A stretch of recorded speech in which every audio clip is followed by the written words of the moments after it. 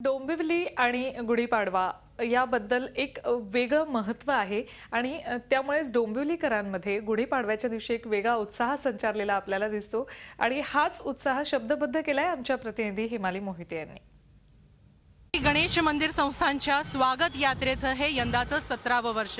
दरवर्षी तोच उत्साह, तोच जल्लोष, तीच उमेद आणि तेच चैतन्य पाहायला मिळतं। किंबहुना यामध्ये दिवसागणिक किंवा वर्षागणिक नेहमी वाढ होताना पाहते। आता आपल्याबरोबर आपण पाहतो आहोत काही महिला त्यांच्या स्कूटीजवरून रॅलीमध्ये आहेत सहभागी। आपण त्यांच्याशी थोडं बोलूया। आपण त्या रॅलीमध्ये सहभागी असलेल्या या महिलांची जाणून घेऊया। एखादा भारतीय सण म्हटला की नेहमी स्त्रीने घरात राहून गोड पक्वान्न करायची असतात, त्यातही आता गुढीपाडव्याचा सण आहे। पण आज आम्ही इथं साऱ्या डोंबिवलीकर महिला या रॅलीमध्ये सहभागी होताना पाहतो आहोत। किंबहुना दरवर्षी आम्ही पाहतो। कसं वाटतं? खूप छान वाटतंय। खरं तर डोंबिवलीकर असल्याचा अभिमान आहे, कारण संस्कृती कशी जपायची हे आम्हाला डोंबिवलीतून आम्ही शिकलोय आणि 17 वर्ष झाली आम्ही हा सण साजरा करतोय। आणि तुम्ही बघताय काय उत्साह आहे। आदल्या दिवशी रात्री रांगोळ्या काढल्या जातात, रात्रभर कोणी झोपलेलं नाहीये, तरी पहाटे उठून आम्ही आणि पारंपरिक वेशात सजून धजून मोठ्या उत्साहाने आणि जल्लोषाने इथे सहभागी झालेलो आहोत आणि खूप आनंद वाटतोय आणि खूप छान वाटतं। बरोबर आहे। 31 डिसेंबरला अगदी पार्टी, रात्रभर पार्टीज करून दुसऱ्या दिवशी किंबहुना नववर्षाची सुरुवात काहीशी उशिरा उठून होते।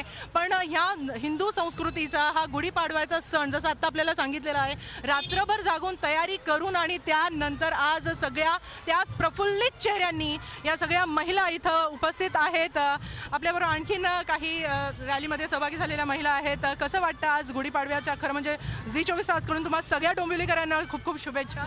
तुम्हाला पण आणखीन सगळ्या आपल्या दर्शकांना पण खूप साऱ्या शुभेच्छा। ऑफकोर्स ही डोंबिवलीची जी शोभायात्रा आहे ती डोंबिवलीसाठी अभिमानाची गोष्ट आहे। हे माझं दुसरं वर्ष आहे याच्यामध्ये पार्टिसिपेट करायचं। खूप मजा वाटते आणि खूप अभिमान वाटतोय। मग पहिल्या वर्षी आणि दुसऱ्या वर्षी पार्टिसिपेट करताना काही फरक जाणवतोय का? काही उत्साहात कमी जास्त? नाही, अजिबात नाही, उलट उत्साह वाढतोय पुढच्या वर्षी सहभागी होणार। हो हो हो, नक्की नक्की। काही योगासनही करताना आम्ही लोकांना बघितलेलं आहे रॅलीमध्ये।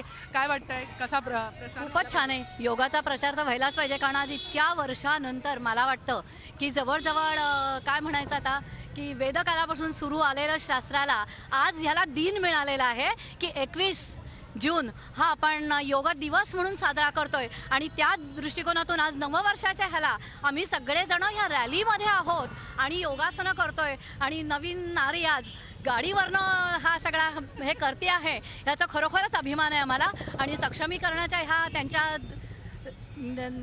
काय म्हणायचं पण त्याला की थीममध्ये आम्ही सगळे सहभागी झालो। योग विद्याधाम हा आमचा योग विद्याधामचा निश्चितच विजय म्हणायला हरकत नाहीये। बरोबर आहे। प्रचार आणि नाहीतरी आमचा उद्देश प्रचार आणि प्रसारच आहे की सामान्यांपर्यंत ही योगगंगा नेऊन पोहोचवणं हेच आमचं उद्दिष्ट आहे। झी 24 तास रहा एक पाऊल पुढे।